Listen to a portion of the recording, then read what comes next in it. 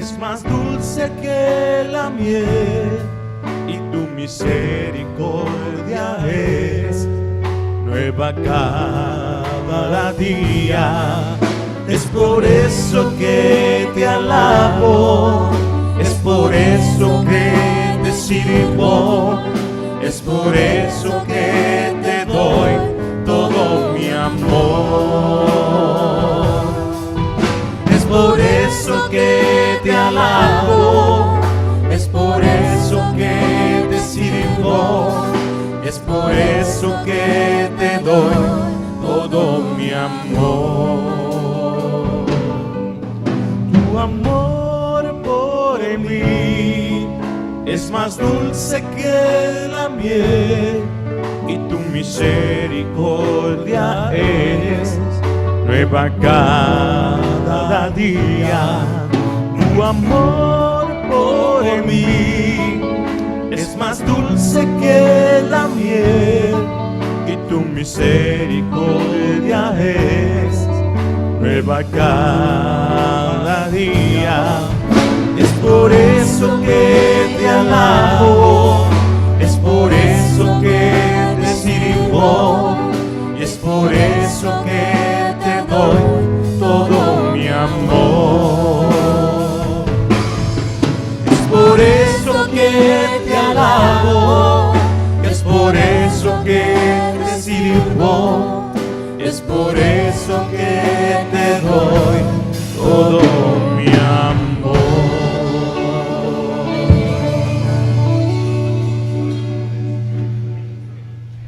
Gracias, Dios, gracias por estos momentos en que podemos estar en tu casa, Señor. Gracias por la oportunidad de alabarte, de bendecirte, de cantarte, Señor, y saber que tu amor por nosotros es más dulce que la miel, y tu palabra también es dulce como la miel, y nos edifica, nos fortalece, nos confronta y nos da, Señor, de tu paz en todo momento. Gracias por esos momentos, gracias por que podemos estar aquí alabándote y con toda libertad.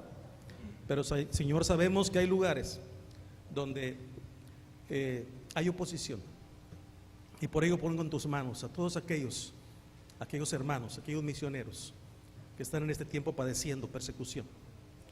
Te pido, Señor, que cambies ese espíritu de esas personas y que puedan, Señor, recibir tu cuidado, y que prevalezca sobre todo el amor tuyo sobre todos y cada uno de ellos. Te lo pido en Cristo Jesús, nuestro Señor y Salvador. Amén. Les voy a pedir, hermanos, que abran sus Biblias y me sigan únicamente con la vista. Vamos a buscar el Salmo 117. Y quiero escuchar un amén cuando ya todos lo tengamos. ¿Lo tenemos? Nada más el pastor lo tiene. No, pues ya sabía cuál era él, ¿no? Salmo 117. Amén. Nada más sígueme con su vista porque es bastante corto. La palabra de Dios dice: alaba a Jehová, naciones todas, pueblos todos, alabadle, porque ha engrandecido sobre nosotros su misericordia, y la fidelidad de Jehová es para siempre. Aleluya. ¿Lo podemos leer todos? Fuerte. Dice: alabad a Jehová, naciones todas, pueblos todos, alabadle, porque ha engrandecido sobre nosotros su misericordia, y la fidelidad de Jehová es para siempre. Aleluya. Amén. Dios bendiga su santa palabra.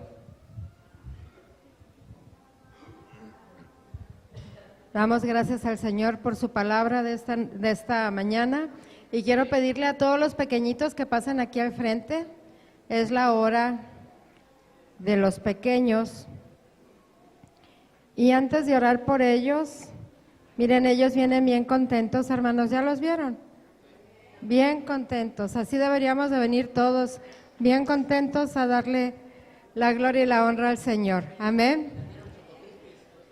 Yo quisiera preguntarle a ellos, a ver, chiquitos, a todos, ¿alguna vez han tenido miedo en la noche antes de dormir? La verdad. ¿Sí? A ver, ¿quién dice que sí? Cuando estaba chiquita a mí sí me daba miedo que me apagaran la luz y dormir. Ya se empiezan a levantar manos, ¿ya ven? ¿Cómo sí?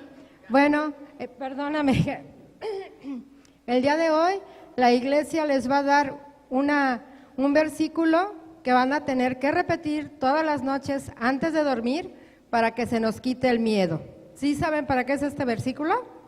¿Para que se nos quite qué? El miedo. Y el versículo nos los van a poner aquí en la pantalla. Y hermanos, yo quisiera que les leyéramos a estos pequeñitos la palabra del Señor que dice así: en paz me acostaré.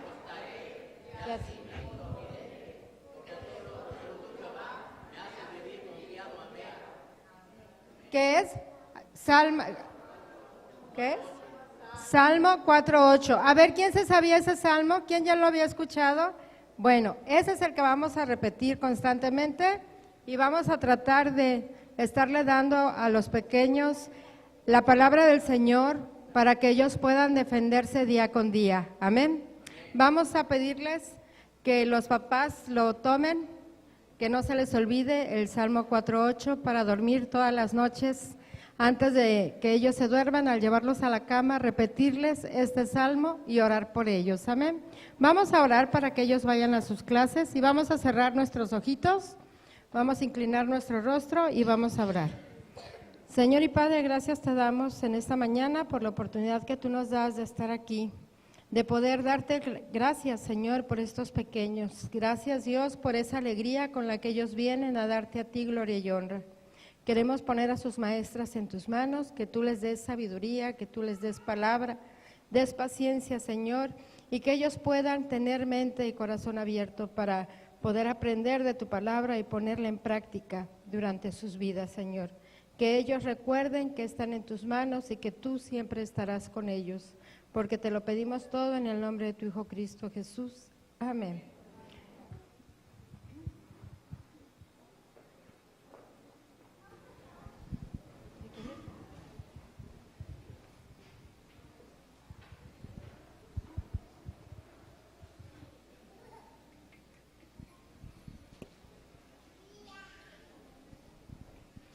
Sí.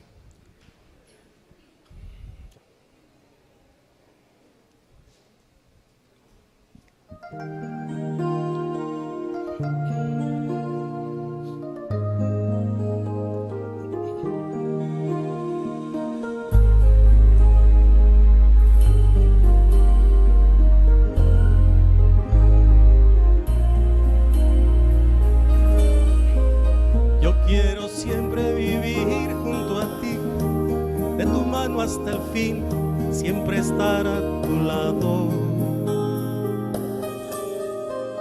Porque a tu lado yo soy muy feliz, tú me llenas de paz y me das mucho amor.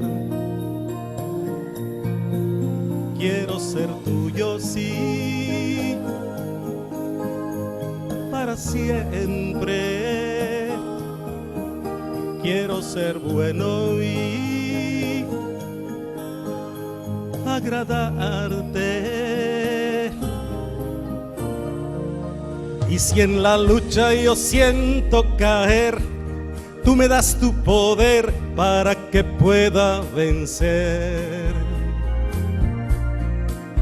Por eso en ti yo confiaré, por eso en ti yo confiaré.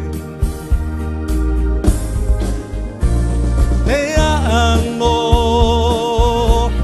y quiero servirte todo mi ser, Señor, mi vida entera,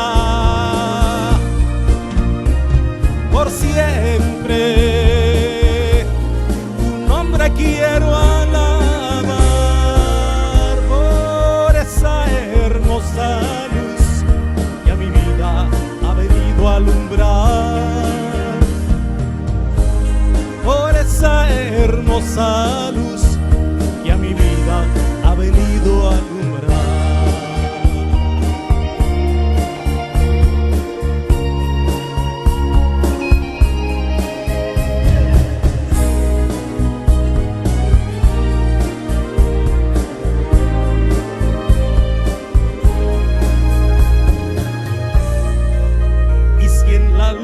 yo siento caer, tú me das tu poder para que pueda vencer.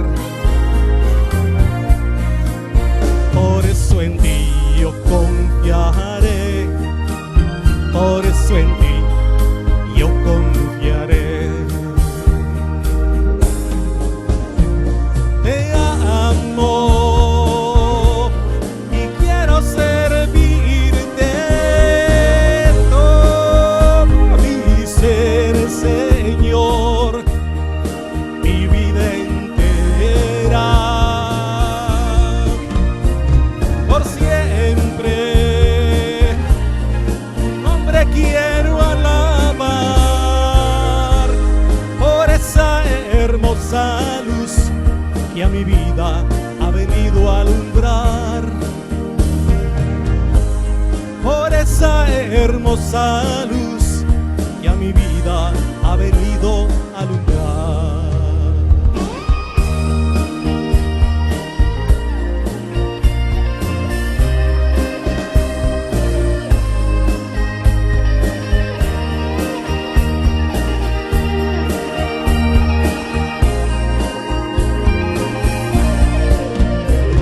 Por siempre tu nombre quiero alabar, por esa hermosa luz que a mi vida ha venido a alumbrar, por esa hermosa luz que a mi vida ha venido a alumbrar. Y aunque nada te puedo dar, tú nunca me dejas de amar. Esa es la gracia de Dios. Esa es la gracia de Dios. Aunque nada te puedo dar, tú nunca me dejas de amar. Vamos a cantar.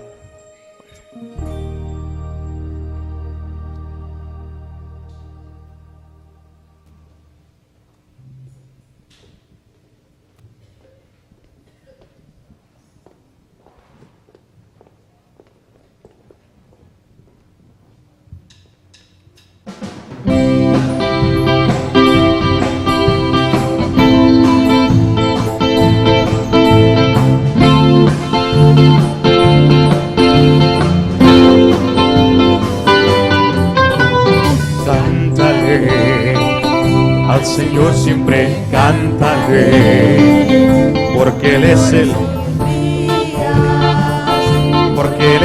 amor, Él es el amor. Yo al Señor siempre cantaré, porque Él es el amor, la paz, la alegría de vivir, sin la alegría de vivir, cántale a nuestro Dios. Cántele el fuego ardiente, calentando la fogata. Cante la lluvia mansa, llamando a mi ventana. Cántele el granizo, la ventisca y la cascada. Y por eso tu hermano también, cántale a nuestro Dios. Cántale,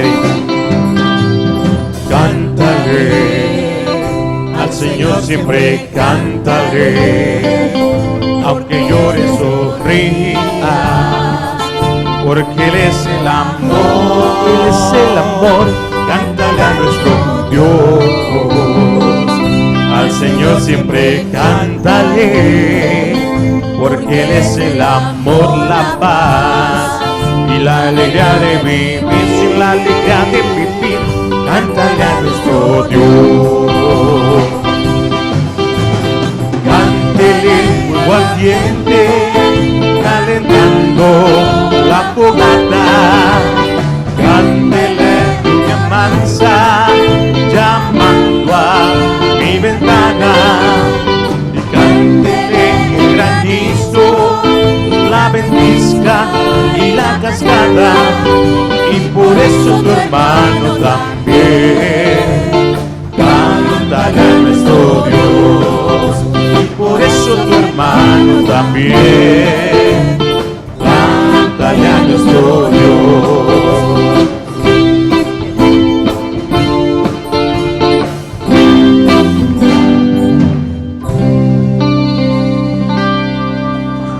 Amén. ¿Están contentos, hermanos? Sigamos alabando y entonemos este popurrí. Es exaltado, majestad y cuán grande es Él. Cántale con gozo, con convicción y con entendimiento.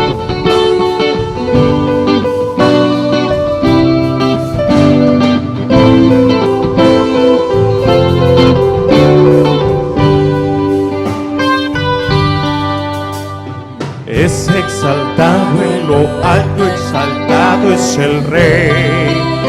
Le alabaré. Es exaltado, por siempre exaltado, y yo le alabaré.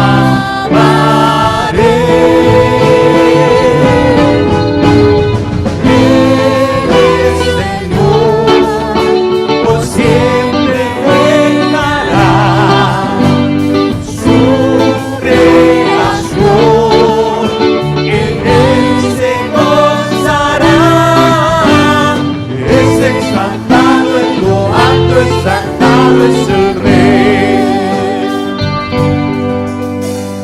Es exaltado en lo alto, exaltado es el Rey. Le alabaré. Es exaltado, por siempre exaltado, y yo le alabaré.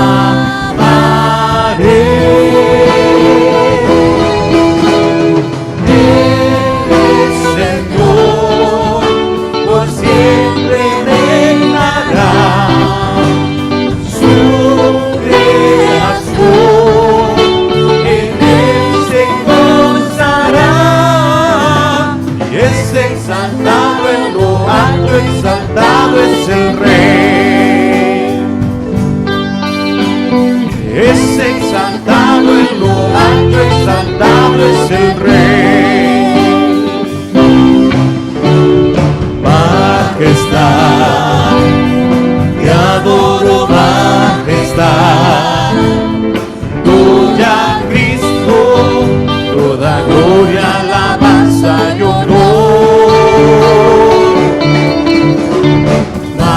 Majestad, reino de autoridad. Desde su trono fluye por siempre tu majestad. Alabar y exaltar el nombre de Cristo.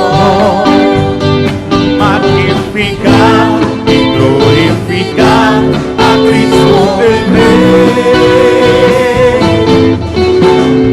Majestad, te adoro, majestad. Aquel que murió y resucitó es Rey y Señor. Aquel que murió y resucitó es Rey y Señor. Mi corazón entona la canción. Cuán grande es Él, cuán grande es Él. Mi corazón entona la canción. Cuán grande es Él, cuán grande es Él. Mi corazón entona la canción. Cuán grande es Él, cuán grande es Él. Mi corazón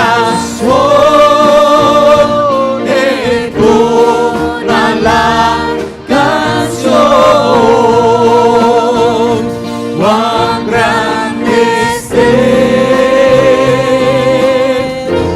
cuán grande es Él. A veces no sabemos cómo exaltar el nombre de nuestro Dios, y a veces no sabemos ni cómo decirle cuánto le amamos. Pero vamos a exaltarle nuevamente y a cantar la última estrofa. Dice: Mi corazón entona la canción, cuán grande es Él.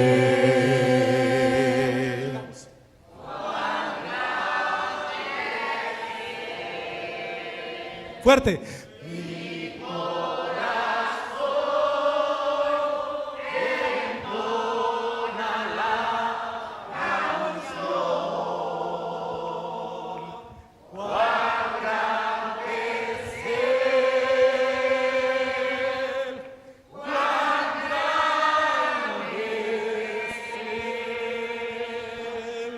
Amén. Amén. Que Dios les bendiga.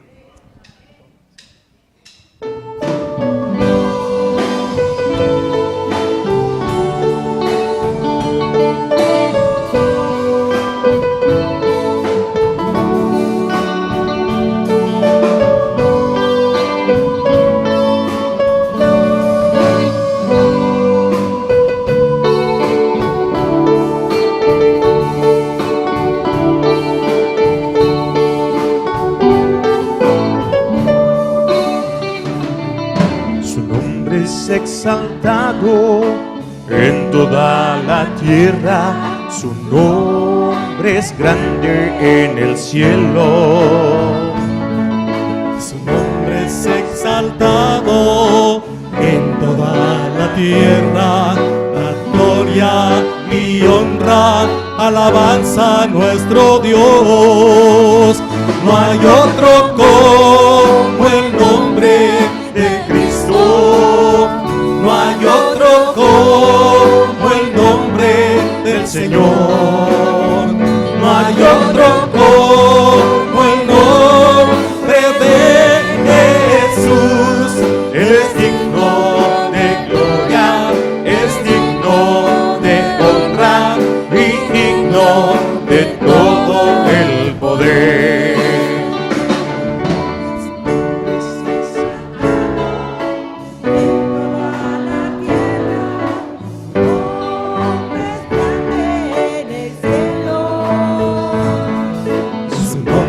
Exaltado en toda la tierra, la gloria y honra, alabanza a nuestro Dios.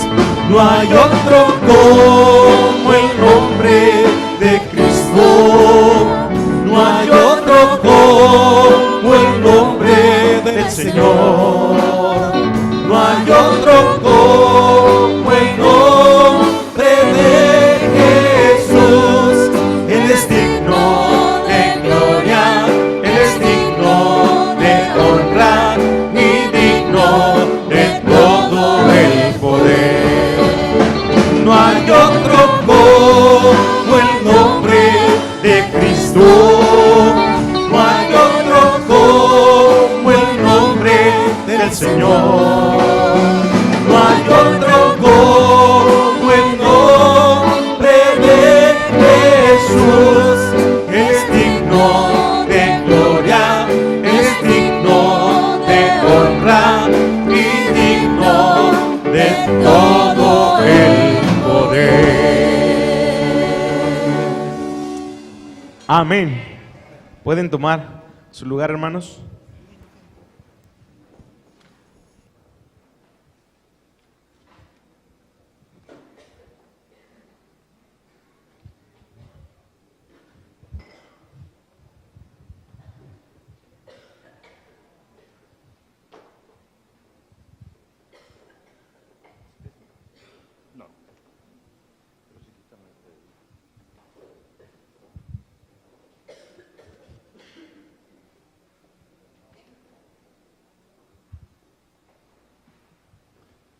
No hay otro como el nombre de Cristo, amén.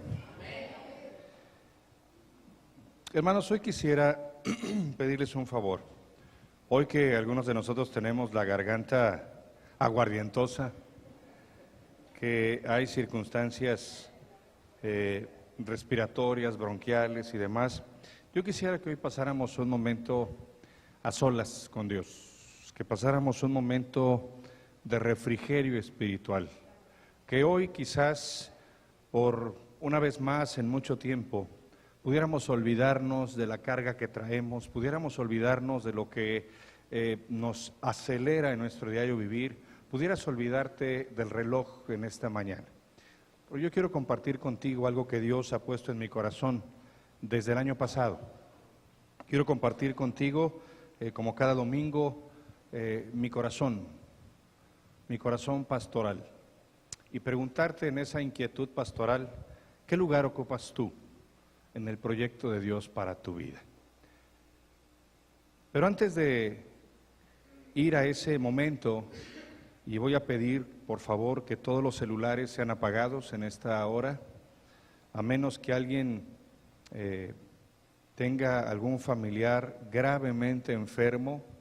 No hay nada más importante que el estar aquí hoy, ¿verdad? Y lo digo por cuestión de los celulares. Vamos a apagarlos. Si buscas versículos bíblicos, no importa, los vamos a poner en la pantalla, pero apaga tu celular. ¿Amén? ¿Alguien tiene cistitis en esta mañana? Levante la mano. ¿Nadie tiene cistitis? Bueno, entonces si nadie tiene cistitis, nadie puede salir tampoco al baño en esta... ¿Cómo? ¿Pueden tener qué? Prostatitis. Bueno, la idea es que si no hay itis, vamos a permanecer aquí hoy, ¿sí? Yo quiero escuchar que cabina me diga amén si me están escuchando. Es que tienen las ventanas, ¿están batallando para abrir? Ok. Háganme este favor. Pero antes de ir a la palabra juntos, yo quiero compartir con ustedes algunos sucesos e inquietudes para orar juntos como iglesia de lo que Dios ha estado haciendo en esta semana. Y damos gracias a Dios y quiero agradecer a todas las hermanas que pudieron apoyar a mi esposa, a Rosy, en este jueves, en la conferencia que ella dio. Sé que algunas no pudieron estar por cuestión laboral, sé que otras no pudieron estar porque estaban enfermas, pero gracias por las que oraron para que este evento se pudiera llevar, gracias por aquellas que estuvieron, sé que fue de gran bendición, y hubo un total de 66 mujeres, hubo un total de 11 iglesias representadas, hubo 4 esposas de pastor, y sé que Dios obró grandemente ese día, el día jueves. Sé que va a haber, a raíz de este evento que hubo, más eventos, porque fue el inicio de un proceso que las mujeres a nivel regional quieren tomar, y damos gracias a Dios por ello. Amén. Y también damos gracias a Dios porque Adorarte el día de ayer llegó a 40 niños que tienen la inquietud de prepararse para tocar algún instrumento, para ser educados en la adoración, para darle lo mejor de su servicio a Dios. Y qué hermoso que desde niños podamos formar a nuestros hijos en esa adoración. Oremos por Silvia, por Jesús, por todo el equipo involucrado. Oremos por cada niño, por cada uno de estos 40 pequeños que se levantan temprano los sábados para poder estar aquí hasta la 1 de la tarde, siendo esponjas que absorben lo que Dios tiene para ellos. Y también estemos orando por nuestros enfermos, estemos orando por Cintia Valero, estemos orando por Marta Alemán, orando por Rosario, orando por Silvia Ramírez, por nuestros pequeños Becky, Michelle y Mila. Hay muchas circunstancias de salud y enfermedad. Estemos orando por Marta y Arturo, que están en San Luis. Estemos orando porque atrás de cada uno de los que estamos aquí y de los que no estamos hay una historia, hay una carga, hay una necesidad, hay una circunstancia. Y lo que nos caracteriza como pueblo de Dios es que nos ocupemos los unos de los otros, que podamos soportarnos los unos a los otros.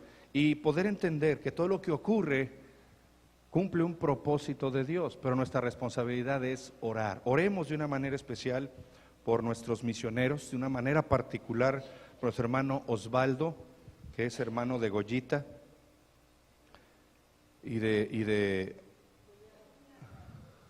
por eso decía, cuñado, es que me fui con la idea de reina. Digo, ¿me perdonas, va, Goyita? Que es esposo de Reina, es cuñado de Goyita y de Armando, y todos sabemos que fue encarcelado por llevar la palabra, él y un grupo de hermanos. Oremos, ya está obviamente en libertad, están haciendo las gestiones ante Gobernación para hacer válida la Constitución Política de Libertad de Culto, y que a los hermanos de aquel lugar, los oriundos de aquel lugar en Oaxaca, les permitan adorar a Dios y no haya ninguna represalia. Ellos, a los hermanos encarcelados, que fueron varios, pedían 10,000 pesos por persona para su libertad. Oremos, al final del culto o en el momento del ofertorio vamos a recoger una ofrenda para enviar a nuestros hermanos misioneros. Yo sé que todos tenemos un llamado y Dios nos llama a unos a las misiones, Dios nos llama a otros a hacer cualquier cosa, pero el precio que debemos de estar dispuestos a pagar es el mismo. No importa lo que Dios te ha llamado.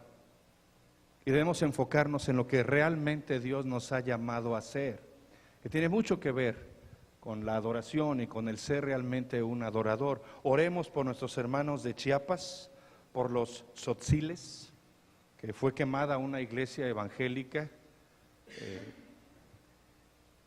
Estamos viviendo los tiempos bíblicos, estamos viviendo realmente pruebas, y yo creo que mientras más grande es la prueba, más grande es el triunfo.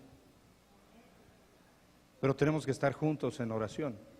Mientras más grande es la prueba, más grande podemos glorificar a Dios en medio de la prueba. Y Pablo lo decía. Pablo daba gracias a Dios por sus prisiones y por sus aflicciones, porque al ver su actitud, los hermanos cobraban ánimo y el evangelio se propagó. Muchos damos gracias solamente por nuestras bendiciones y olvidamos que es a través de nuestras espinas y pruebas cuando Dios manifiesta su poder y su gracia. Por eso tenemos que enfocarnos en el orden correcto del propósito de Dios. Por eso es importante el que formes parte de lo que Dios quiere hacer en este año, en este lugar. Algo importante también es el tiempo con Dios, y nos mandaron un comunicado, y voy a ser breve porque lo voy a poner en el pizarrón de corcho, en donde ya va a haber un tiempo con Dios para niños. Va a tener el mismo costo. Yo voy a pedir uno para Mila, porque es mi responsabilidad como abuelo, o una parte de responsabilidad como abuelo, y obviamente responsabilidad de los padres de cada niño, el tener todos los recursos para que nuestros hijos, para que nuestros nietos crezcan en la palabra. Y la editorial Murano desarrolla esta estrategia para bendición de nuestros niños. Entonces, si tú no sabes qué hacer con tus hijos, porque te dice el pastor, haz el devocional familiar, pasa tiempo, y no sabes ni por dónde empezar, pues es una buena guía para que sepas por dónde empezar. Entonces, al final del culto, yo quiero pedirte que te acerques a Trini para que podamos hacer este encargo, que es a partir de marzo. Tenemos que hacerlo en este mes, el mes de marzo, para que llegue en abril. En abril van a empezar a llegar los tiempos con Dios para niños, y la idea es que podamos entender que la mejor inversión es en la formación espiritual. Amén. Y el domingo pasado yo hacía algunas preguntas importantes para también entender la importancia de la formación educativa en la formación de la palabra. Y te comento porque yo puedo ver a un pueblo de Dios desanimado, hay desánimo en el pueblo de Dios, hay una sociedad que está metiéndose en las iglesias, y hay matrimonios, hay varones y mujeres y aún jóvenes que están anclados a la pornografía, en donde nuestros adolescentes están siendo, rebasan límites sexuales, nuestras jovencitas están saliendo embarazadas antes de casarse. Puedo ver que hay resentimiento entre las relaciones del pueblo de Dios a nivel mundial, regional. Puedo ver que hay pereza, puedo ver muchas circunstancias, problemas de identidad en el pueblo de Dios, y todo tiene que ver con el que no conocemos verdaderamente al Dios de la palabra.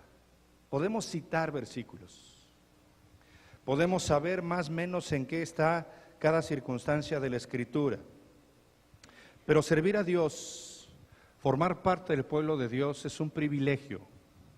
Y para servir a Dios yo tengo que darle la excelencia. Yo compartía con Sofía y con Porfirio en esta semana que los músicos tienen que seguir preparándose en su instrumento, que los cantores tienen que buscar oportunidades para educar su voz, que los maestros debieran tener espacios para estudiar pedagogía, para estudiar estrategias de enseñanza, porque para Dios hay que buscar la excelencia. Entiendo que Dios da dones y da herramientas, pero nosotros tenemos que estar preparados para buscar la excelencia de Dios, para darle la excelencia a Dios como iglesia. Amén. Por eso es importante que entendamos eso, porque Dios quiere adoradores, hermano y amigo que estás aquí en esta mañana. ¿Cuál es la importancia de la preparación? Yo preguntaba el domingo pasado, ¿quiénes sabían quién era Eutico? ¿Se acuerdan? Y pregunté varias cosas. Yo quiero preguntarles hoy, porque espero que hayan estudiado la palabra, si saben cómo regaba Dios la tierra antes del diluvio. Dios regaba la tierra con un vapor que subía de la tierra. La gente no conocía la lluvia hasta el diluvio. Ahora, ¿ustedes saben cuál fue la última pareja de animales o el último animal que entró en el arca? El delfín. ¿Por qué es el delfín? ¿No sabían eso? ¿Sí saben quién adoptó a Esther? Mardoqueo. Mardoqueo adoptó a Esther. ¿Saben quién se casó con una prostituta por mandato de Dios? Oseas, que también es el profeta fresa. Es importante, hermano, estar preparado. ¿A cuántos soldados redujo Dios el ejército de Gedeón? A 300, que Alcides sacó una vez la cantidad. ¿Y cuánto era Alcides? El 0.09%. Y con el 0.09% de un ejército, Dios derrotó al enemigo. ¿Alguien puede definir cuál es el fruto del Espíritu? ¿Que no sea Raúl? ¿Cuáles son las virtudes del fruto del Espíritu? 1, levante la mano. Levante la mano y me va a decir las 9. A ver, hermana Oli, póngase de pie, hermana Oli. ¿Cuáles son?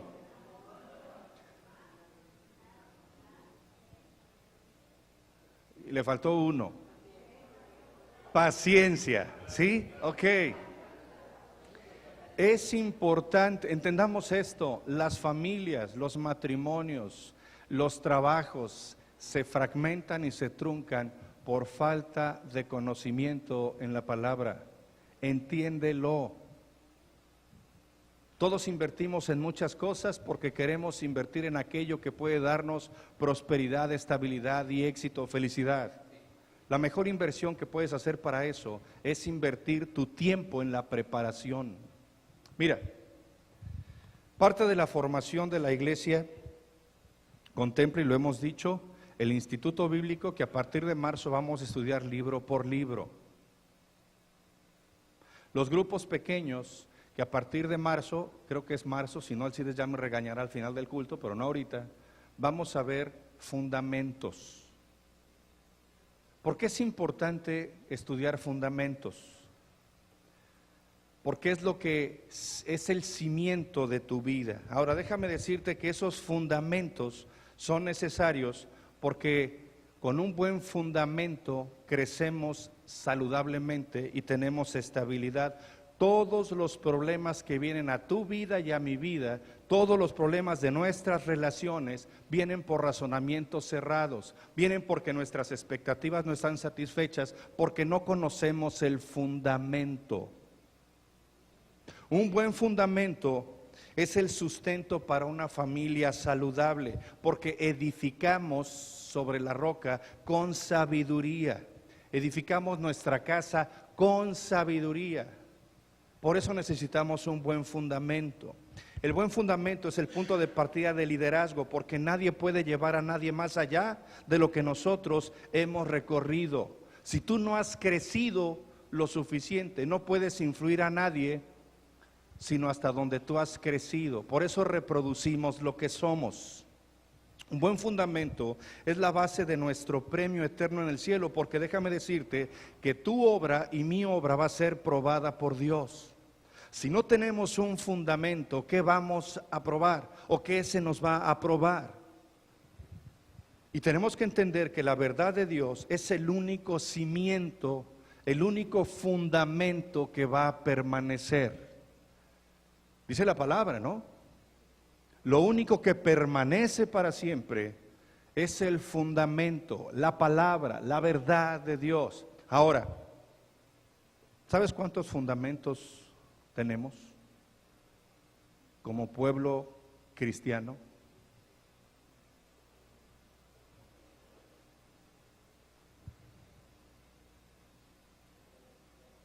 ¿Nadie? Por eso necesitan estar en un grupo pequeño. Hay 11 fundamentos básicos y hay 22 fundamentos en total. Y sabemos, muchos sabemos lo que es la Biblia, ¿no? ¿Qué es la Biblia? Una norma de vida. Es la única, decimos, única norma de fe y conducta. Los fundamentos tienen que ver con saber verdaderamente quién es Dios, quién es Jesucristo, quién es el Espíritu Santo, qué es el hombre en relación con ellos, cuál es el gobierno mundial, la segunda venida, la regeneración, la justificación, la santificación. Todo eso tiene que ver con tu salvación. Fundamentos. Los grupos pequeños van a ver fundamentos. Necesitamos realmente prepararnos, porque muchas de las circunstancias que hoy saturan la sociedad, como la pornografía, el resentimiento, el desánimo, la indiferencia, la apatía, hacen denotar que no tenemos un buen fundamento. Si hay amargura en tu corazón, si hoy tienes un sentir de autodevaluación, si tu orgullo o egoísmo están determinando tu vida, tienes un problema en tu fundamento. Si no puedes comunicarte con tu esposa, hay un problema en tu fundamento. Aunque digas que eres cristiano y aunque te sepas la Biblia, hay un problema en tu fundamento. Y Dios quiere que hagamos una pausa y te voy a decir por qué. Cada año, al inicio del año, yo hablo acerca de la numerología. Y el número 16, 2016, es 2 veces 8. A mí me llama la atención porque en hebreo el 8 se menciona o se lee o como quieras, es shmoné y significa cubrir, significa sobreabundar, significa fertilidad. En 6 días creó Dios la creación, el 7º descansó, pero el 8 inició la obra de redención del hombre. 8 personas entraron en el arca. Fueron circuncidados en el pacto de Abraham al 8º día. Dios hizo 8 pactos con Abraham. 8 hijos tuvo Isaí. 8 años tenía Josías cuando empezó a reinar. El 8 significa un nuevo comienzo. Déjame decirte, y los músicos pueden corroborar lo que voy a decir, que la octava nota musical inicia una nueva escala. El octavo día inicia una nueva semana. 8 elementos marcan el principio de dolores. La octava dispensación de Apocalipsis trae un cielo nuevo y una tierra nueva. El 8 implica un nuevo comienzo. Y el 16 es doblemente esa oportunidad de redefinir nuestra vida. Dios nos da la oportunidad en este año como iglesia de redefinir nuestra vida, de ser verdaderamente discípulos. ¿Qué es un discípulo, hermanos? Un alumno, alguien que aprende. Y si hablamos de un discípulo de Cristo, ¿quién es un discípulo de Cristo? Un seguidor. ¿Estarían de acuerdo conmigo en que un discípulo de Cristo es aquel que refleja en su vida, que refleja en su carácter, que refleja en sus acciones a Cristo? Dios quiere, perdónenme, no solo asistentes. Dios no quiere espectadores. Dios no quiere teólogos. Dios no quiere controladores. Dios quiere discípulos. Dios quiere gente que se deje enseñar para que crezca para su gloria. Si tú y yo no crecemos, no podemos fructificar, y el fruto es lo único que glorifica al Señor. ¿Sí sabías eso, verdad? Te comento esto porque un discípulo es un adorador. Nadie que no sea discípulo puede adorar. ¿Por qué? Porque la adoración es un estilo de vida y tiene que ver con llenar mi corazón con Dios.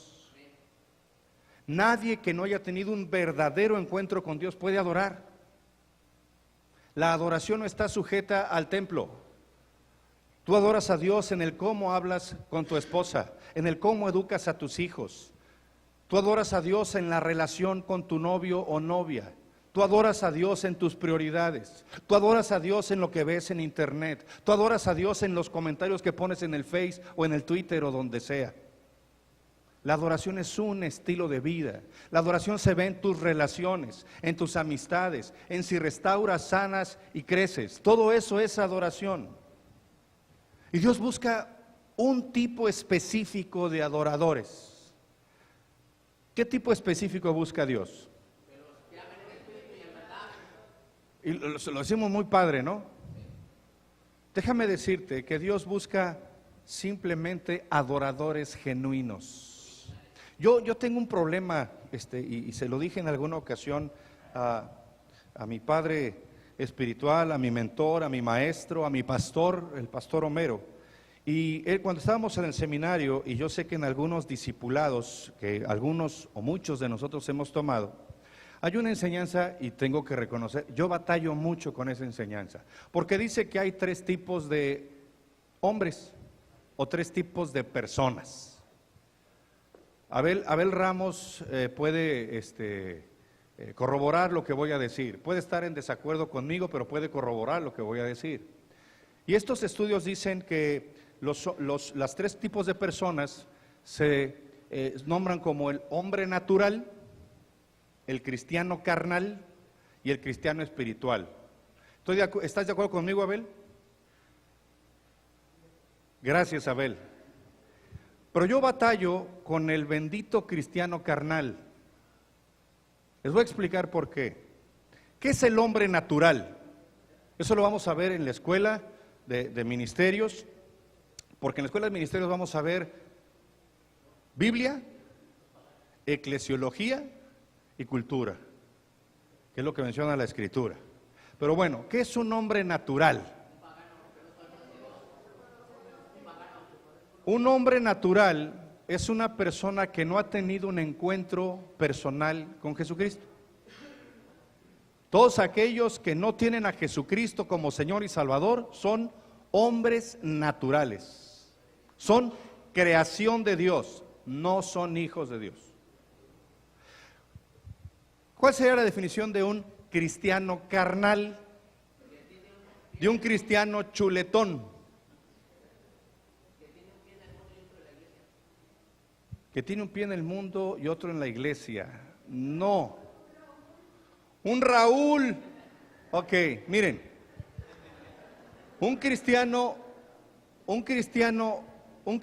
carnal es aquel que pudo haber aceptado a Jesucristo como Señor y Salvador, pero que su vida la determina su carne.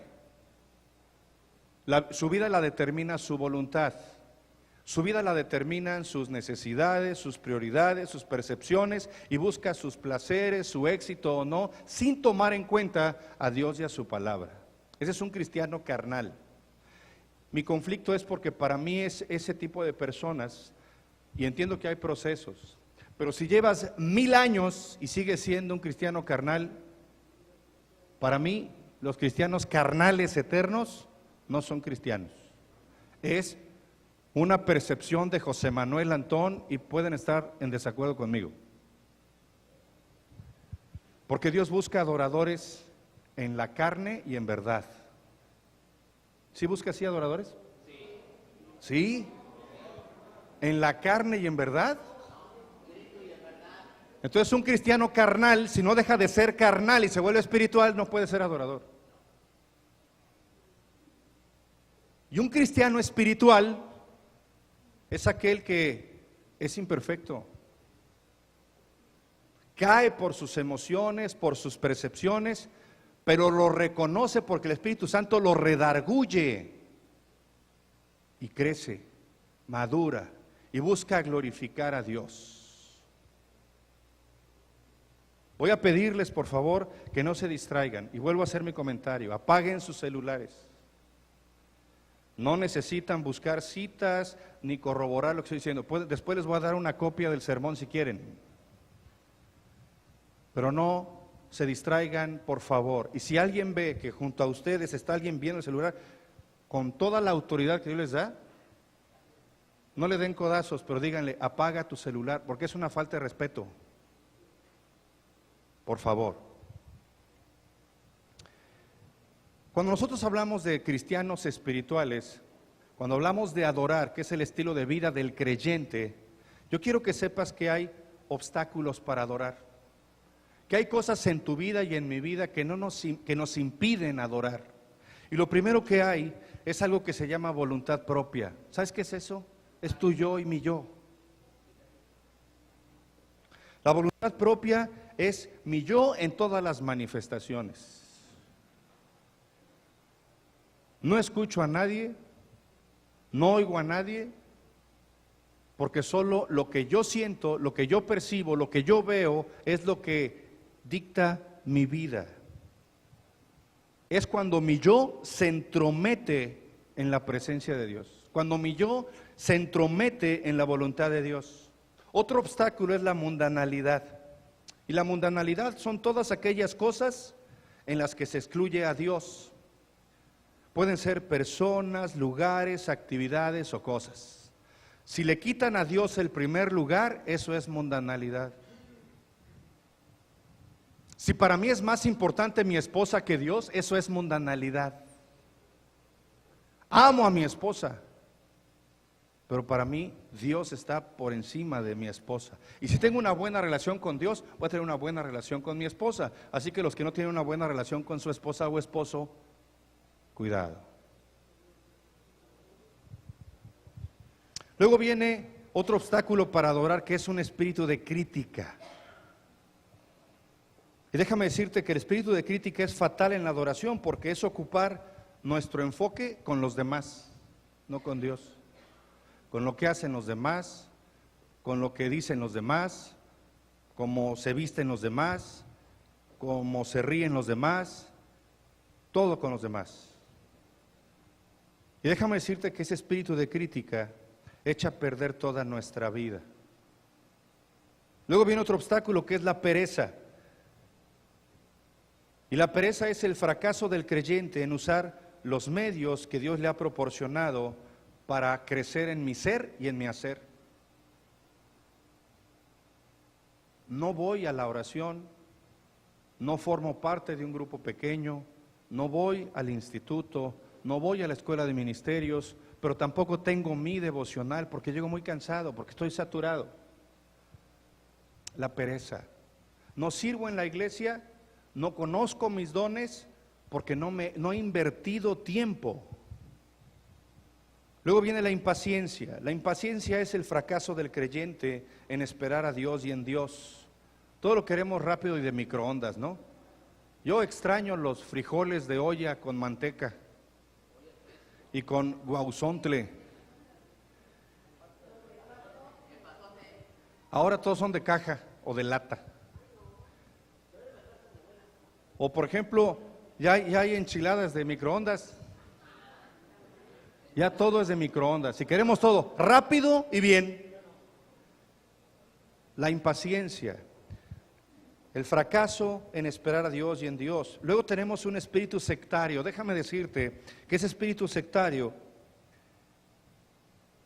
es aquel que no tolera a los demás, que no es incluyente, que hace acepción de personas. Con estos sí, pero con estos no.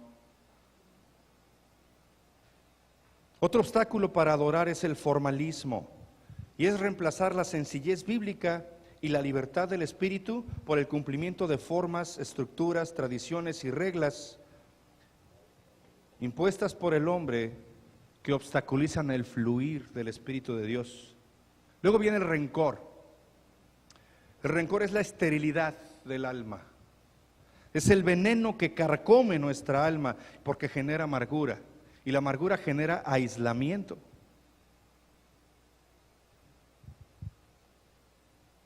Dice la palabra que el que dice yo amo a Dios y aborrece a su hermano, el tal es mentiroso. Que el que ama a Dios y aborrece a su hermano, el amor de Dios no está en él, dice la palabra. Luego viene el orgullo. El orgullo tiene que ver con el yo, tiene que ver con la vanidad. ¿Sí se acuerdan qué es el orgullo?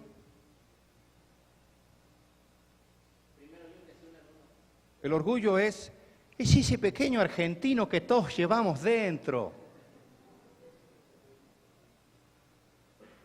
El orgullo es cuando tú sientes que nadie puede hacer las cosas como tú, que nadie puede hacer las cosas mejor que tú. Déjame decirte que la adoración y el orgullo se repelen, a menos que se trate de la adoración de uno mismo. Y el orgullo causa daño al Hijo de Dios, a Jesucristo. Dios resiste a los soberbios. Dios repele a los orgullosos. Un obstáculo para adorar es el pecado. Déjame decirte que la palabra para pecado es amartía y significa errar al blanco. Dios nos da su palabra, Dios nos da un manual y un esquema. Y cada vez que tú hablas y hierras al blanco, pecas.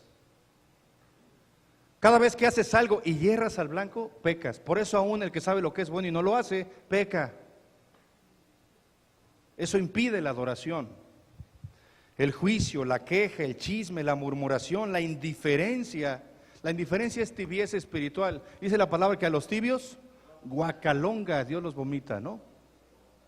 Le causan náuseas a Dios. La rebeldía, el desánimo, el enojo, la preocupación, la incredulidad, la depresión, todo eso son obstáculos para adorar. Son obstáculos para que yo sea un discípulo genuino.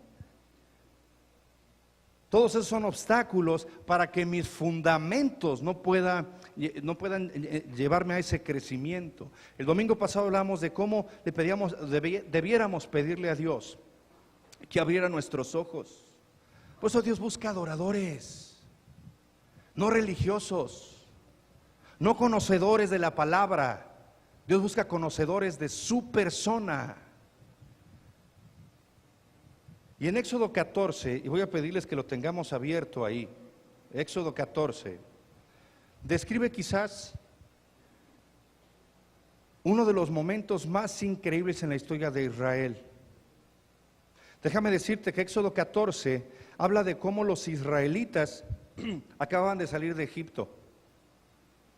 Ellos habían salido de Egipto bajo la dirección sobrenatural de Dios, y ahora esos israelitas estaban siendo perseguidos por el ejército del faraón.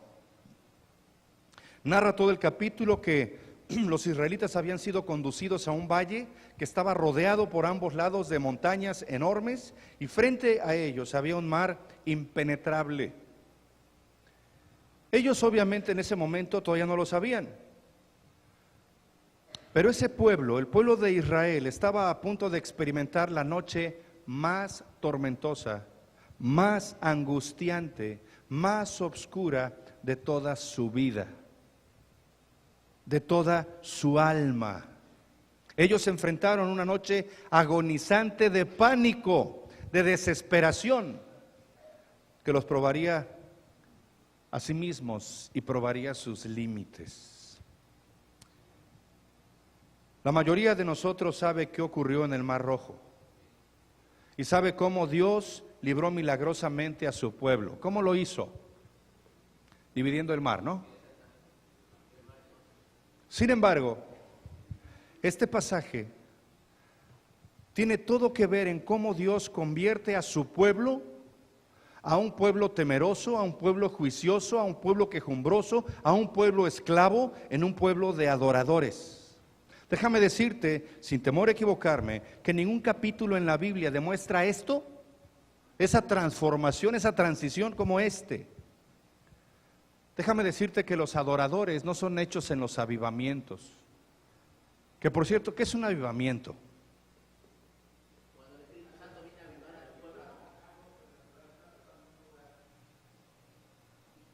Discúlpame, pero no te entendí. Algo cuando Dios hace algo sobrenatural en una persona o en un lugar. Ok, ¿qué más es un avivamiento?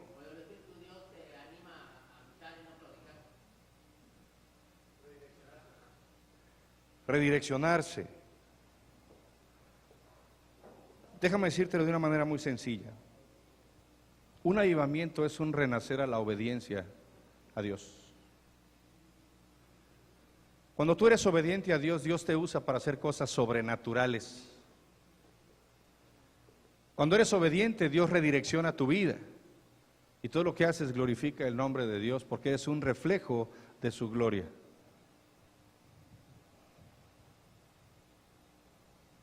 Déjame decirte que los adoradores no son hechos en tiempos soleados, en tiempos de prosperidad, en periodos de victoria y salud. No son hechos cuando ven a los enemigos huir. Los adoradores de Dios son hechos durante las noches tormentosas y obscuras. Son hechos son hechos en las noches donde hay frustración y dolor.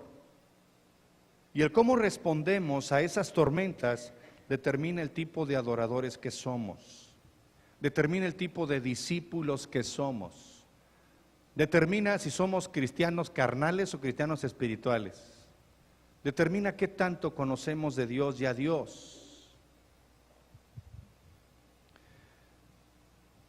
En Hebreos 11, por ejemplo, nos ofrece una imagen muy hermosa de Jacob en su ancianidad. Hebreos 11, 21 dice: por la fe Jacob, al morir, bendijo a cada uno de los hijos de José, es decir, a sus nietos, y adoró. Jacob los bendijo a sus nietos y adoró, apoyado en el extremo de su bordón. ¿Sabes qué es un bordón? Un bordón es un bastón que sobrepasa la altura de un hombre con una punta de acero. Jacob estaba apoyado en su bastón, en su bordón, y él bendijo a sus nietos y adoró. ¿Por qué Jacob es retratado de esa manera en los días cercanos a su muerte? Tú y yo sabemos que Hebreos 11 habla de la galería de la fe o el salón de la fama de la fe. Y Jacob es una de las muchas figuras que enumera este capítulo como un ejemplo de fe que debemos imitar en nuestros días. Pero ahí vemos a Jacob, un hombre que había pasado por tormenta tras tormenta. ¿Se acuerdan de la lucha con el ángel? Cuando tenía miedo de su hermano. La experiencia que tuvo con su suegro. La descoyuntada que le metieron a su muslo. Jacob era un hombre que había vivido prueba tras prueba, tormenta tras tormenta. Él y su familia habían pasado eventos traumáticos, difíciles y dolorosos en cada fase de su vida. Él mismo había pasado por mucho dolor personal, por tristeza, por agonía en sus años sobre la tierra. Y ahora su vida estaba a punto de acabarse y lo vemos bendiciendo a sus nietos. Él puede estar reflexionando los eventos pasados de su vida, pero él fue movido a adorar. Él, apoyado en su bastón, se maravillaba de cómo en cada evento doloroso Dios había manifestado su gracia. Dios había manifestado su poder. Por eso él adoró. Jacob adoró a Dios porque su alma estaba en reposo. Su alma estaba en paz con Dios. No había nada que Dios no hubiera hecho en su vida, que Dios no hubiera manifestado en su vida. Él había probado la fidelidad de Dios más allá de cualquier sombra de duda, más allá de cualquier enojo, más allá de cualquier queja, más allá de cualquier rumor o murmuración. Él había experimentado la fidelidad de Dios a lo largo del transcurso de una vida entera. Jacob en el ocaso posiblemente recordó todas las victorias que Dios había provisto paso a paso. Y ahora el patriarca concluía. En ese análisis quizás nunca importó qué batalla o qué frustración pasé, porque a través de cada tormenta, a través de cada frustración, a través de cada circunstancia, Dios fue fiel conmigo. Tú y yo a veces pensamos que vamos a desmayar de pánico o de desesperación o frustración o enojo por la impotencia de que las cosas no salen como esperamos. Pero Dios quiere usar esas oportunidades para mostrar su fidelidad. Dios sacó a Jacob de cada situación, porque Dios siempre ha sido fiel. Y entonces adoró. Adoró. Porque su alma, su corazón estaba en completa paz. Déjame decirte que hoy por hoy, sin temor a equivocarme, todos estamos pasando tiempos difíciles. La persona que dice, no, yo estoy bien, está mintiendo y no tiene bien su fundamento. Todos tenemos temores, todos tenemos circunstancias en nuestra vida que quisiéramos cambiar. Y nuestro carácter se ha agriado. Todos tenemos circunstancias financieras, de salud, emocionales, circunstanciales. Tú y yo hoy podemos estar enfrentando quizás el tiempo más difícil de nuestra vida. Quizás estamos en esa noche oscura y tormentosa.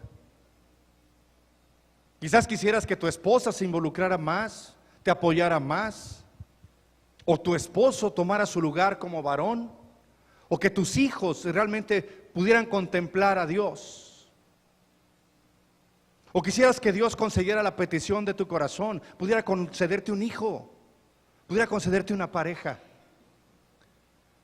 pudiera concederte un trabajo que te permita dejar de angustiarte. Quizás quisieras tener la fuerza para salir del desánimo, de la frustración y de la bancarrota emocional o espiritual. No importa cuál sea la circunstancia. Muchas de ellas son tan imposibles que requieren una intervención divina de Dios. Pero es lo que Dios quiere usar para que tú y yo podamos ser transformados en verdaderos adoradores. Dios quiere que salgamos de la tormenta, del bache, de la indiferencia, del desánimo, del dolor, de la apatía, como adoradores. ¿Sabes que Dios ha hecho un camino especialmente para ti y para mí en esa noche oscura? Que Él tiene un plan para sacarnos como ejemplos brillantes del mundo. ¿Por qué eres cristiano y no budista? Si tú eres creyente, la idea es que tú reflejes a Cristo. Si realmente Cristo es lo mejor para ti y dices que es lo único que puede sacarte, tú tienes que ser un reflejo de su carácter. Y tienes que ver su mano en todas las circunstancias, aun cuando no las entiendas, cuando no las comprendas. Y tenemos que ser transformados en verdaderos adoradores. Déjame decirte algo que a veces pasamos por alto. Fue Dios el que puso a Israel en esa situación con los egipcios. Fue Dios el que llevó a Jesucristo al desierto para que fuera tentado por el diablo. ¿Por qué? ¿Por qué Dios puso a Israel en esa situación imposible para ellos? ¿Para eso nos sacaste? Mejor nos hubieras dejado en Egipto. No que ahora vamos a morir aquí, en el desierto. El Señor puso a Israel en esa situación por dos razones. Dios mismo orquestó esa noche oscura para su pueblo. Y la primera razón fue porque Dios quería manifestar su poder. Les voy a explicar por qué. Ya lo había hecho con las plagas, ¿no? Pero ¿qué pasó con el pueblo en el primer obstáculo? Se olvidaron del poder de Dios. En la primera dificultad regresaron a su condición de esclavos. Habían visto 10 manifestaciones del poder de Dios. Habían visto 10 manifestaciones de cómo Dios estaba con ellos. Y en el primer obstáculo, en la primera prueba, regresaron a su condición mental de esclavos. Dios fue quien los guió a ese lugar cerca del mar. Y dice Éxodo 14, versículos del 1 al 2. Vamos a tomarlo con calma porque vamos a analizar versículo por versículo. ¿Amén? ¿Amén? Mentirosos. Dice, habló Jehová a Moisés diciendo, di a los hijos de Israel. Y luego les dice, acamparéis junto al mar. Qué tremendo, ¿no? Di a los hijos de Israel que den la vuelta y acampen delante de Pi-Hahirot, entre Migdol y el mar, hacia Baal-Zephón, delante de él acamparéis junto al mar. Y déjame decirte que fue Dios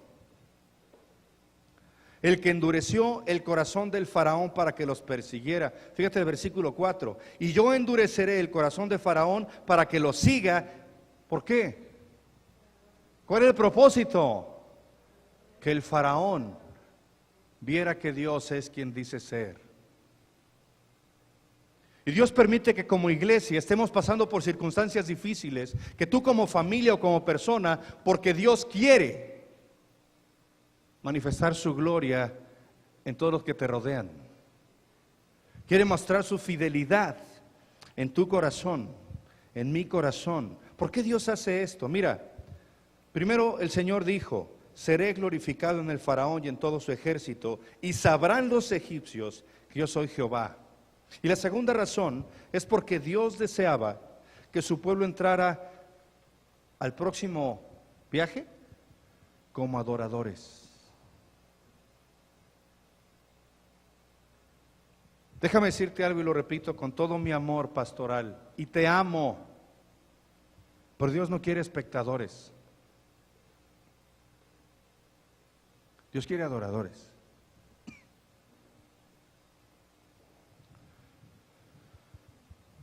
Dios quería que su pueblo saliera del Mar Rojo con adoración en sus corazones. Dios no deseaba murmuradores ni quejumbrosos, esos estaban antes del Mar Rojo. ¿Por qué nos sacaste? ¿Dónde está Dios? ¿Qué vamos a hacer? Con Josué y Caleb el pueblo quería apedrearlos. Siempre había quejas, rumores, murmuraciones. Eso no lo hace un adorador. Pero vemos un obstáculo, una prueba, algo que sale de nuestro control, algo que no va de acuerdo a nuestras expectativas, y olvidamos que Dios está en control y que nos ha llamado a ser adoradores. Hermano, Dios quería verdaderos adoradores. Dios quiere un pueblo y quería en ese momento un pueblo que representara su carácter, que representara su propósito eterno en la tierra. Déjame decirte algo con todo mi amor pastoral. Hoy vengo muy amoroso como pastor. Pero voltea a ver al que está a tu lado. Hay gente que solo con verla no refleja a Dios.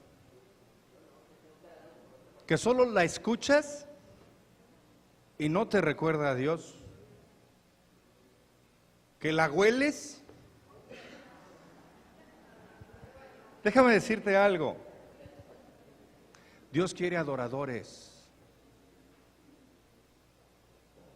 Dios quiere un pueblo que refleje su deidad, que refleje su poder, que refleje su amor, que refleje su propósito en la tierra. Por eso debía ser ejemplo viviente de esa fidelidad de Dios. Por eso Dios permitió y los llevó a ese lugar, aún en los momentos más difíciles y penosos de su vida. Entonces fíjate, ahí está Israel acampando junto al mar. El pueblo estaba levantando sus tiendas, estaban regocijándose. Ya salimos de Egipto, ya no somos esclavos, ya no vamos a hacer más ladrillos ni adorar a nadie, ni a recibir latigazos. Después de 400 años de esclavitud, Dios los había guiado fuera del peso de hierro de Egipto.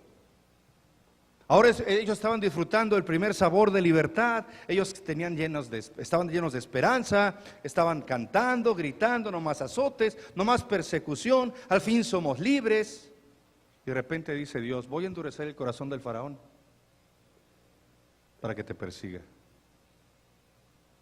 Y te voy a llevar por donde no puedes correr por las montañas ni puedes avanzar por el mar. Y atrás vienen los egipcios.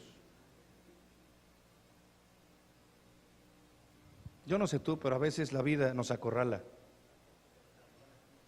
Y nos hemos sentido acorralados. Y ya no vemos lo duro, sino lo tupido. Decimos, bueno, ¿qué tiene este en la cabeza que no puede entender? Y lo decimos de nuestros hijos, de nuestro esposo. ¿Cuántas mujeres han dicho eso de sus esposos? No me digan. Pero nos sentimos acorralados. No vemos salida, no vemos escapatoria, no vemos la luz al final del camino. Ahí estaban el pueblo de Israel, aparentemente viendo un día nuevo delante de ellos. Hay una tierra prometida, esperando a que ustedes entren. Esa escena de júbilo y de gozo antes del Mar Rojo representa al cristiano que ha sido liberado de su pecado, en donde el creyente se regocija en su nueva hallada libertad, librado de toda la esclavitud pasada, pero repentinamente, en ese tiempo maravilloso de salvación y libertad, donde hay una melodía santa en nuestro corazón, Dios nos lleva a las pruebas, al dolor, a la frustración, al fracaso. ¿Y qué pasó con el júbilo? ¿Qué pasó con la libertad? ¿Qué pasó con el nuevo canto que hay en nuestro corazón?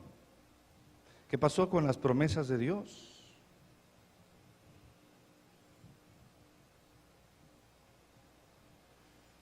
Y déjame decirte que el aviso de Dios vino repentina e inesperadamente.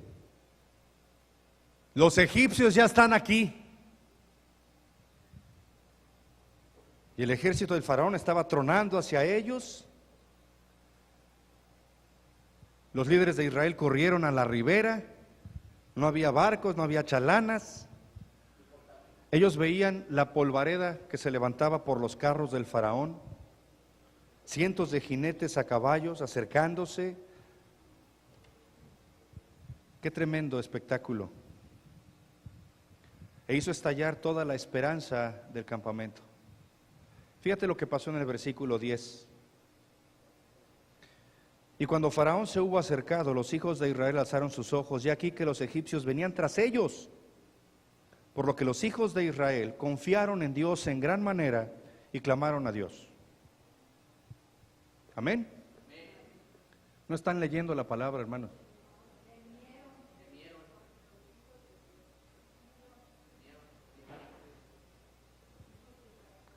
Dice la palabra, y temieron en gran manera. Y dijeron a Moisés, ¿no había sepulcros en Egipto que nos has sacado para que muramos en el desierto? ¿Por qué has hecho así con nosotros que nos has sacado de Egipto? ¿Y el júbilo? ¿Y la esperanza? ¿Y el poder de Dios? ¿No es lo que te hablamos en Egipto diciendo, déjanos servir a los egipcios? Qué triste que un hijo de Dios prefiera la identidad de esclavo, esclavo del mundo, esclavo del orgullo, esclavo de la pereza, esclavo de la incredulidad, esclavo de la indiferencia, esclavo de la impaciencia, esclavo de lo que quieras. Dios, déjame aquí mejor, hombre.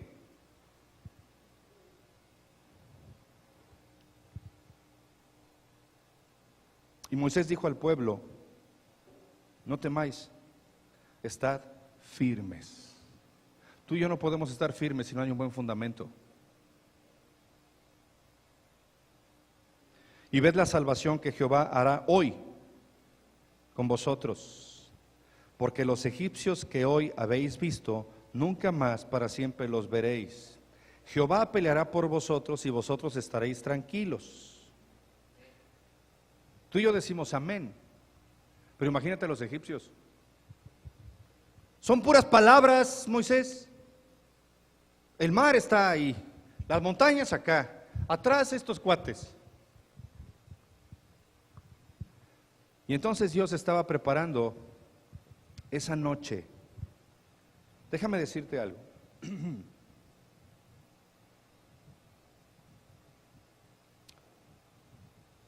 La palabra de Dios registra la reacción del pueblo. Podemos ver en el verso 10, alzaron sus ojos y vieron a los egipcios.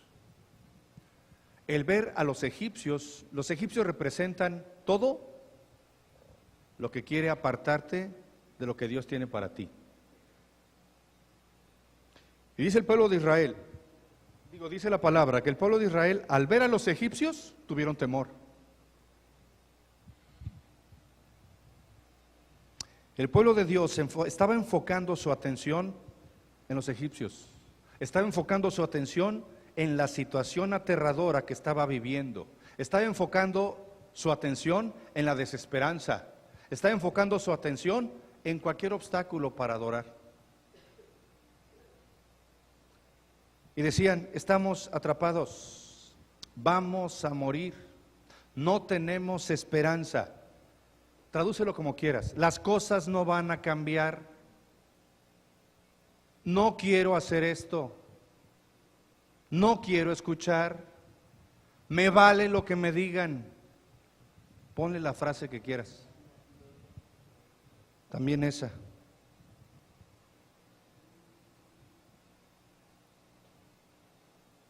Y dice la palabra, y no nos confundamos, porque lo que ellos hicieron después de clamar a Dios no fue un clamor de victoria, fue un clamor de derrota. No clamaron a Dios diciendo, gracias Dios porque sabemos que tú nos vas a llevar a la victoria. No, clamaron a Jehová habla de un clamor de reclamo. ¿Por qué Dios has permitido esto? Después de todos estos años de esclavitud, ¿para qué nos liberaste? Si de todas maneras íbamos a morirnos. Qué mala onda, Dios, porque nos llenaste de esperanza, nos libraste, nos das grandes promesas y ahora nos acorralas.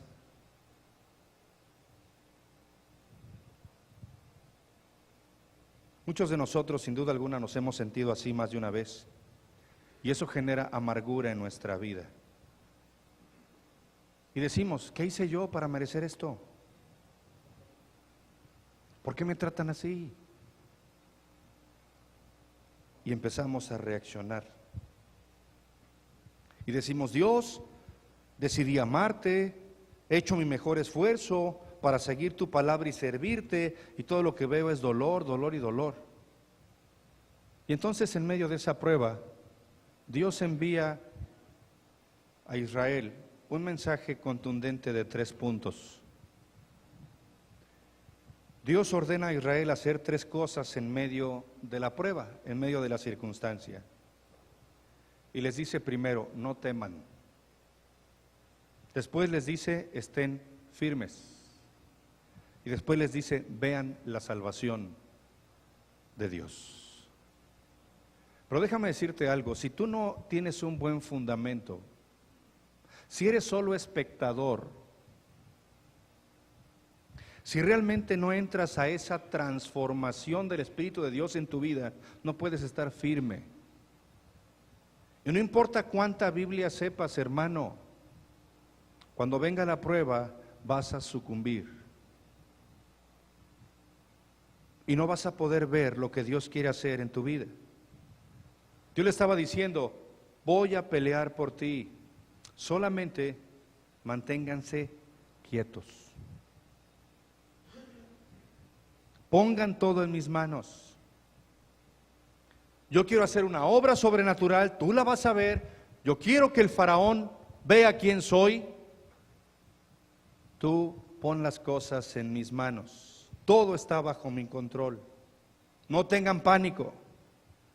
Hoy, un diagnóstico médico acaba con nuestra fe. Un dolor emocional acaba con nuestro gozo.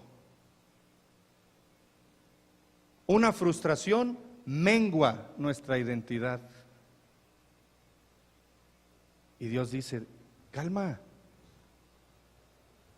estate firme, yo estoy en control, ve la salvación que yo voy a hacer en favor tuyo. Me llama la atención porque Dios movió la nube, la Shekinah, que había dado a Israel para guiarlos, y la movió de la parte delantera a la parte trasera del campamento. De modo que los egipcios no podían penetrar.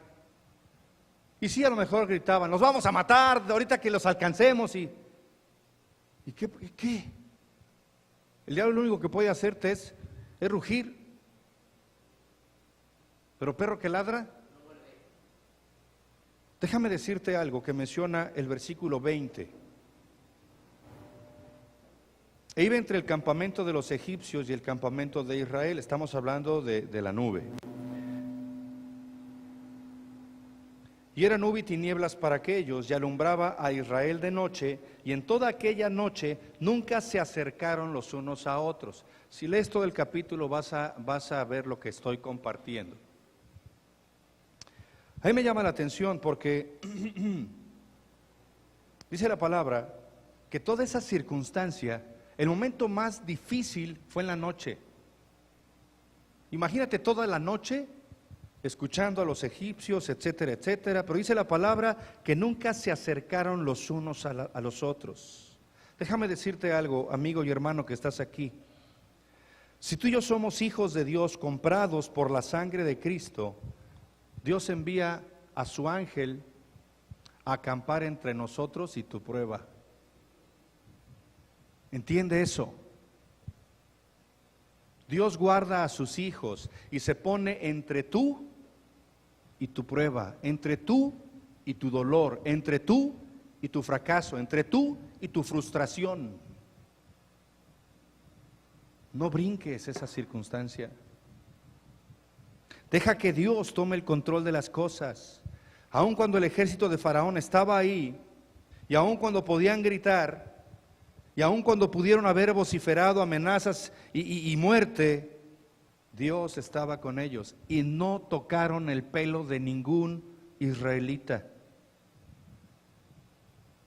Yo sé lo que es escuchar voces amenazantes.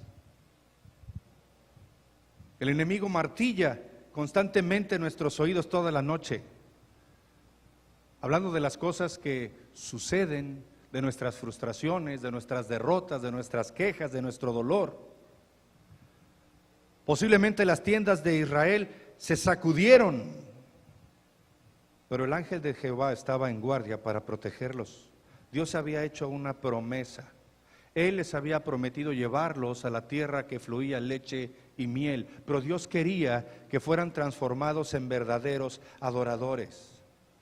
Tú y yo posiblemente sepamos lo que es hablar de noches tormentosas y oscuras. Noches en donde nos arrodillamos e invocamos a Dios y le decimos, Dios, ¿qué está pasando? ¿Por qué las cosas no funcionan? ¿Por qué mi matrimonio no se salva? ¿Por qué mis hijos no reaccionan? ¿Por qué mi esposo no me ama? ¿Por qué mi esposa no me ama? ¿Por qué permites esta prueba en mi vida, esta enfermedad? Y ahí está el diablo vociferando, nuestro yo vociferando, nuestra impaciencia vociferando, nuestra pereza vociferando, nuestra incredulidad vociferando. El Espíritu Santo quiere hablar a nuestro oído y decirte, ánimo, no importa si estás bajo ataque, todo es porque tú quieres trastornar el reino del diablo, pero Dios quiere renovarte, Dios está en control, quiere darte una nueva oportunidad como adorador. Déjame decirte algo, hermano. En mi vida particular, Satanás ha hablado muchas veces a través del muro. Mi yo ha hablado muchas veces a través de esa noche oscura. Mi esposa ha tenido muchas circunstancias físicas durante los años, también mis hijas, también mi nieta, yo mismo.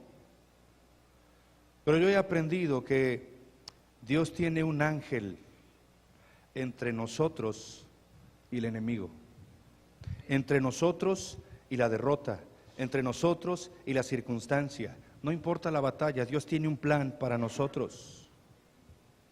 Tú y yo estamos en el centro de su voluntad si tenemos un buen fundamento. Si Dios es la prioridad en tu vida y en la mía. Termino con esta parte, digo. ¿Por qué Dios permitió que Israel pasara por toda una noche tormentosa cuando Él simplemente podría haber pronunciado y hablado de una manera clara esa palabra y abrir el mar y etcétera, etcétera?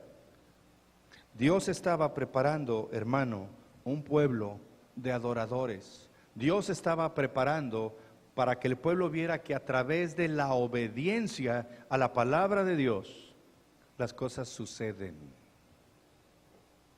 Durante aquella larga noche estaba azotando esa tormenta y la Escritura dice en el versículo 21: y extendió Moisés su mano sobre el mar,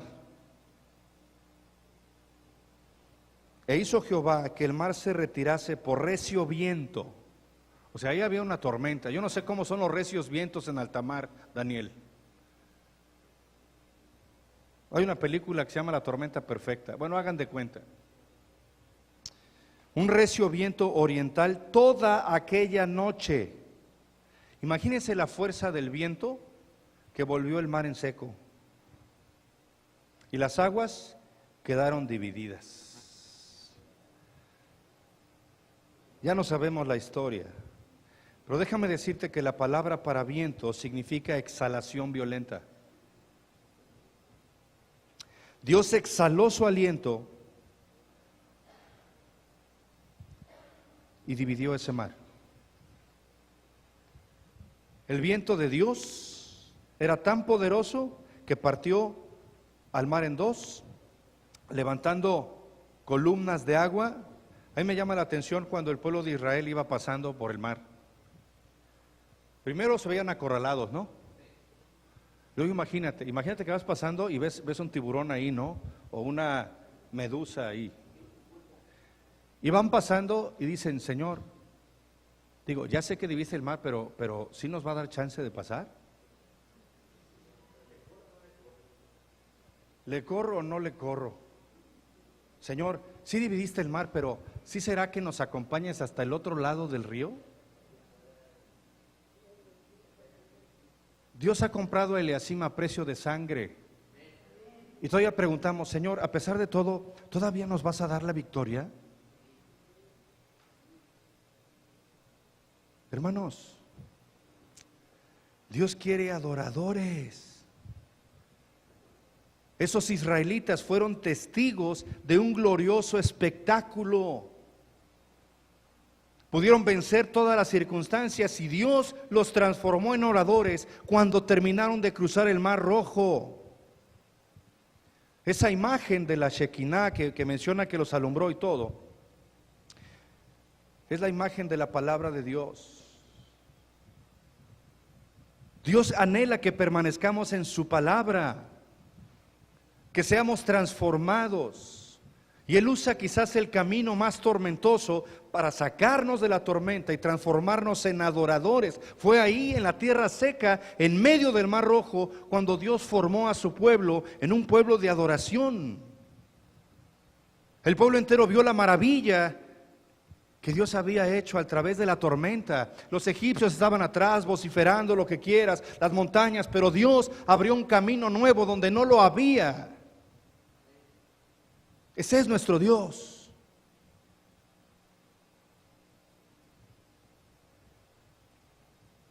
En este punto Dios deseaba que su pueblo viera que no importaban las circunstancias, Dios tenía un plan para ellos todo el tiempo. Pero Él quería que el pueblo reconociera que Él era Dios y había estado con ellos todo el camino. Dios quería que su pueblo supiera que nunca iba a fallarles, que Él tenía el control de todas las cosas, aún sus enemigos. El pueblo de Israel había experimentado sus promesas, su bendición.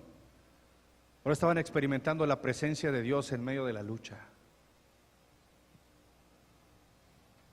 Dios quería que su pueblo desarrollara una fe de adoración, que viera el bien y el favor de Dios a pesar de los muros y a pesar de las circunstancias. Déjame decirte que Dios tiene una razón para que la Iglesia Bautista Eliasim desarrolle ese tipo de fe y vida. Ellos estaban a punto de enfrentar un viaje en el desierto y tenían que enfrentar privaciones, peligros, sufrimientos. Yo me pregunto si como iglesia hemos estado preparados para todo eso. Hay mucha gente que se ha ido mientras vienen circunstancias difíciles. Abandonan el barco cuando piensan que el barco se está hundiendo. Y Dios dice, no tengas miedo, está firme y ve la salvación que yo voy a hacer en tu vida. Dios todavía no ha terminado de escribir las páginas del libro de nuestra vida. Pero Él quiere adoradores, no espectadores. Yo no sé cuál sea el obstáculo de tu vida. Lo que sí sé es que el obstáculo que tú puedas tener está impidiendo que tú realmente vivas en la vida que Dios ha diseñado para ti. Y puedes poner 1000 excusas, pero las excusas mienten. Un verdadero adorador no es alguien que danza después de que la victoria es ganada. Un verdadero adorador no es la persona que canta alabanzas a Dios una vez que el enemigo ha sido vencido.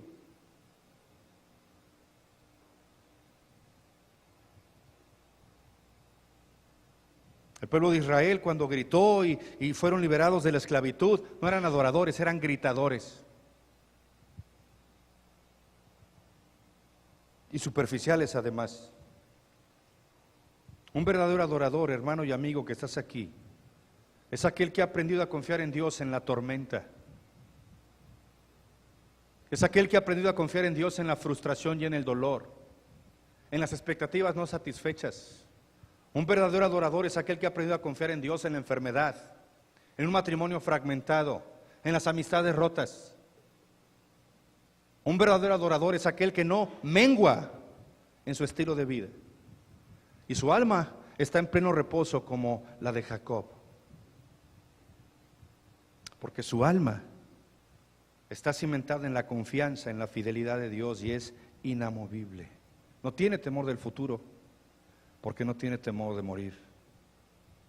Y ese es el reposo que Dios quiere para su pueblo.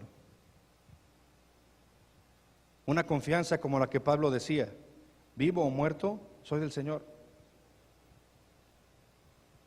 No importa lo que venga,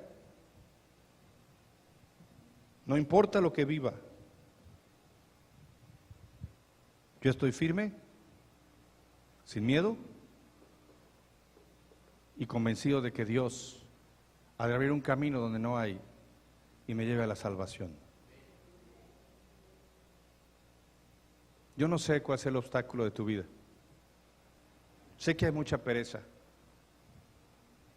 Sé que hay mucha indiferencia, mucha apatía, mucha religiosidad, mucho orgullo.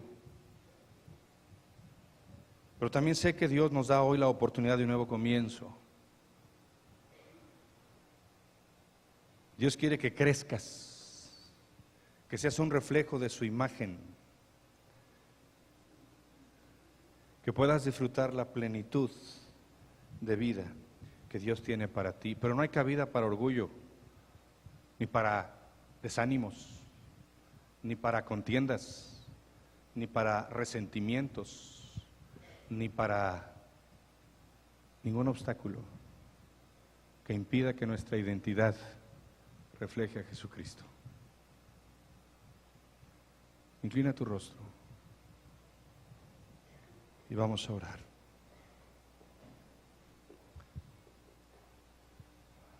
Señor y Padre eterno,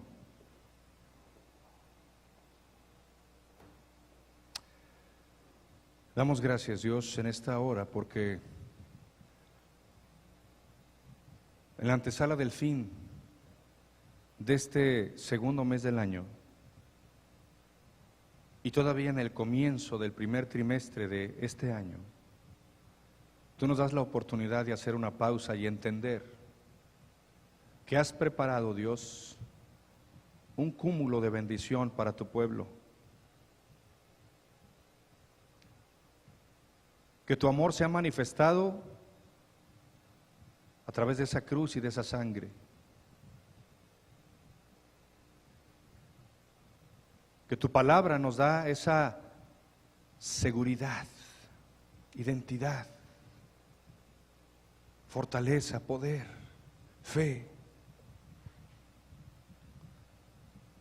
Pero que tú quieres verdaderos adoradores. Queremos ser un pueblo, Dios, que realmente te honra, que te busca. Y es por ello que queremos hacer a un lado todos esos obstáculos, Padre, que han impedido que vivamos a la altura de nuestro llamamiento. Ayúdanos, que tu Espíritu Santo, Padre, nos redarguya en esta mañana. Ayúdanos a tener la humildad para reconocer que hemos fallado, que te hemos fallado, pero también para escuchar que tú nos dices, mantente firme y ve la salvación que hoy voy a hacer en tu favor. Hermano y amigo que estás aquí, yo no sé cuál sea tu situación, pero sí sé quién es Dios. Yo no sé cuál sea tu problema, pero sé que Dios es más grande que cualquier problema. Yo no sé qué te esté atormentando, inquietando, frustrando o enojando en tu corazón.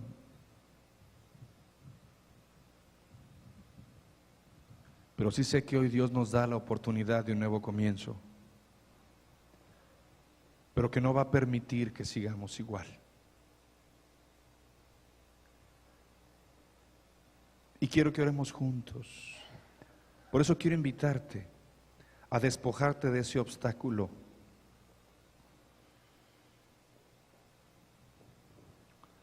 Y que vengas a depositarlo aquí adelante en el altar conmigo.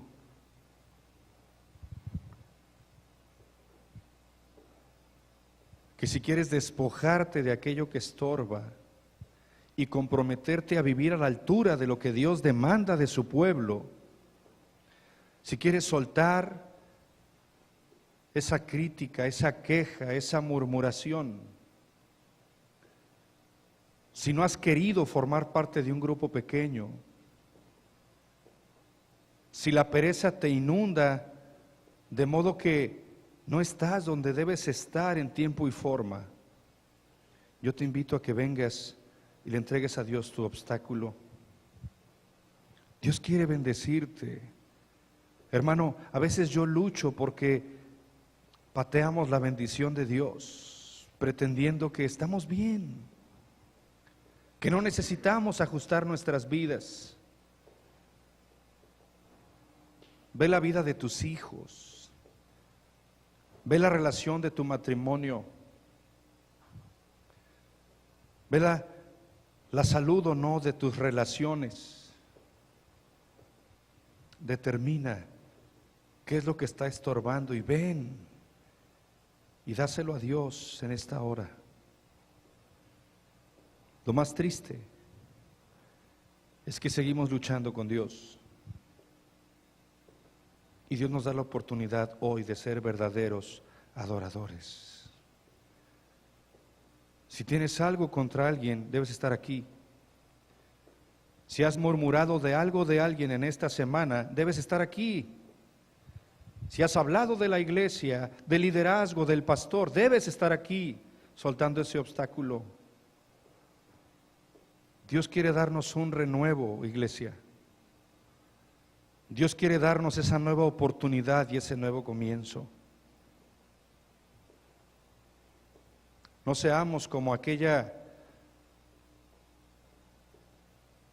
evento en donde Jesús lavó los pies de los discípulos y había muchos corazones endurecidos y muchos pies sucios. Dios quiere obrar en nuestra vida. Dios quiere hacer la diferencia.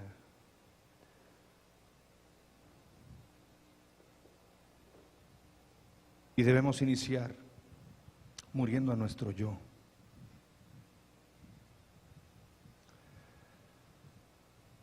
Señor y Padre eterno,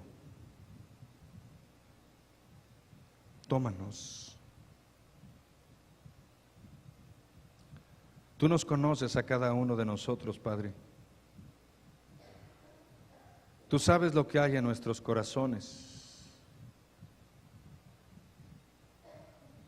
Tú sabes si hay fatiga, cansancio, incredulidad, si hay pereza, si hay pecado, cualquier tipo de pecado. Es más, si aún sabiendo lo que tenemos que hacer no lo hacemos. Tú nos conoces, Dios, y no podemos engañarte. Pero estamos aquí para soltar nuestros obstáculos, porque queremos ser verdaderos adoradores. Queremos ser instrumentos tuyos y queremos que bendigas nuestra vida, la vida de nuestro hogar, la vida de nuestros hijos, de nuestros nietos, y que podamos ser influencia para nuestro entorno. Dios, tómanos en esta hora.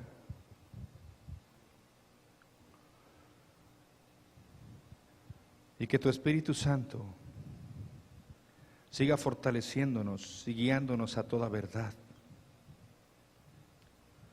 Síguenos perfeccionando, Dios, y no nos des paz, no nos des tregua, Dios, hasta que ocupemos el lugar que nos corresponde. Tómanos. Te damos gracias por tu misericordia, gracias por tu gracia. Gracias porque tú guardas en completa paz a aquel cuyo pensamiento en ti persevera. Sigue forjando nuestros corazones y ajustándonos para juntos cumplir con el propósito para el cual tú, Padre, nos has llamado. Porque en Cristo Jesús lo pedimos y damos gracias. Amén. Podemos tomar nuestro lugar y nos preparamos